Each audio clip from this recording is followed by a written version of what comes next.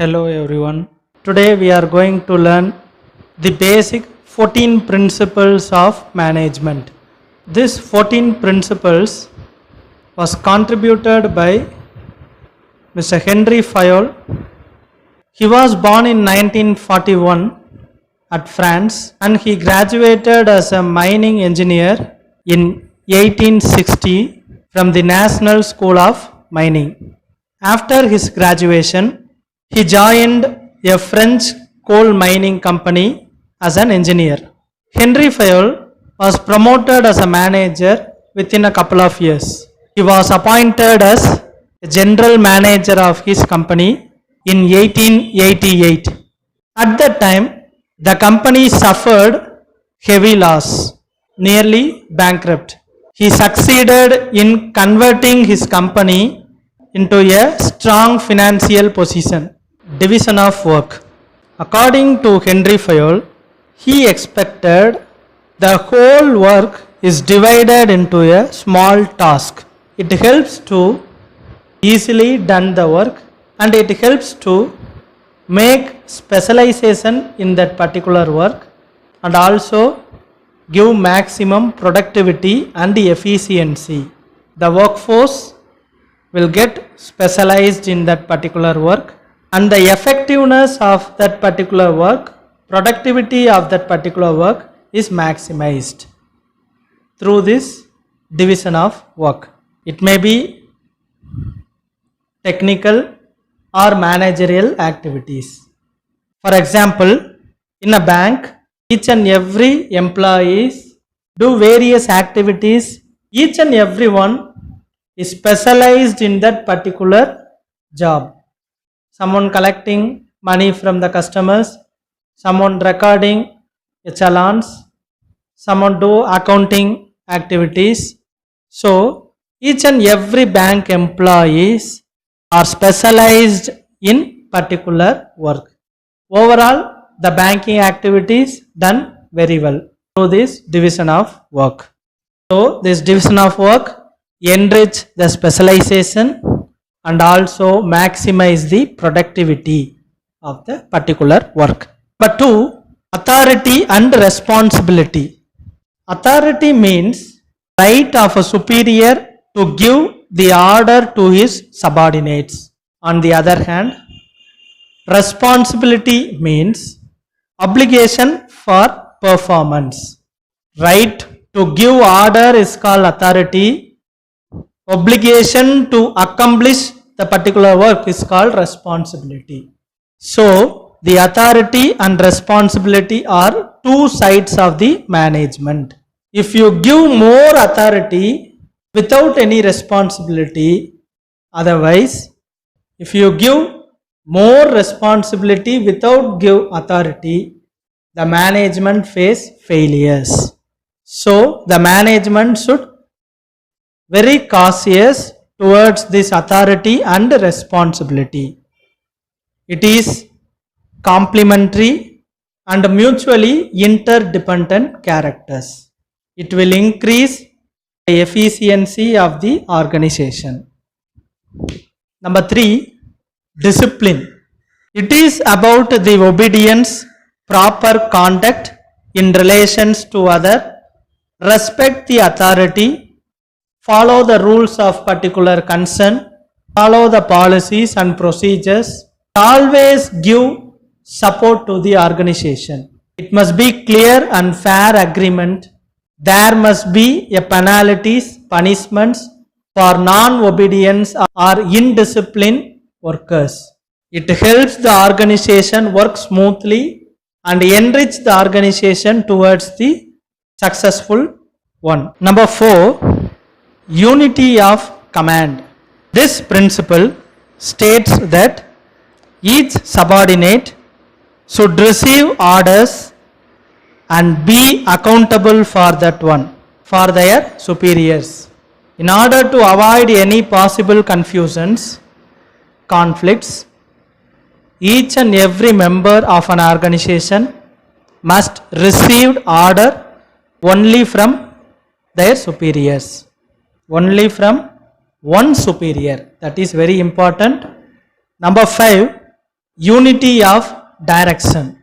All activities in that particular organization should be put under one group. Everyone should work together to accomplish the objectives of a particular organization. There must be one direction. That direction is the organization's objective. They should be under the control of one manager, one superior. Everyone work together towards the organization goal. That is called unity of direction. Next one is subordination of individual interest to general interest. Each and every employee of an organization has their own interest, but the organization interest is somewhat differ from that individual interest. It is the wrong one. The management must put aside personal considerations and put company objectives firstly.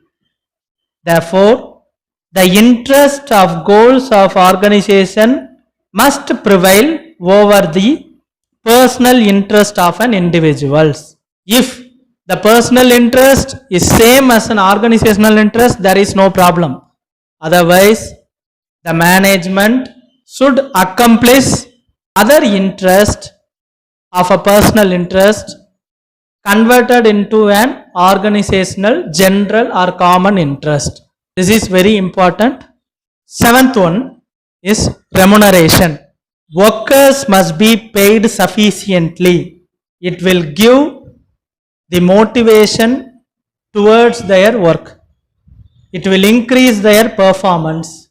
Exploitation of employees in any manner must be eliminated. Remuneration is very important for the employees. The remuneration must be in a fair form, reasonable one, rewarding one. It will be considered both sides. The organization should be able to give that much of remuneration, and also that particular remuneration is support the employees to live their life very sufficiently. Number 8, centralization. It is about the degree of centralization. It may be a centralization or decentralization. The amount of power wielded with the central management depends on the company size. It is very important. It must be a good balance between centralization and decentralization. The authority and power. We talk about the centralization of authority and power. Centralization implies that the concentration of decision making authority at a one single point, at a top management. It must be considered based on that particular organization size. If the organization is very small, the centralization helps to enrich the organization. Otherwise, the organization is much big or much large, the centralization make that organization in lack of decision making.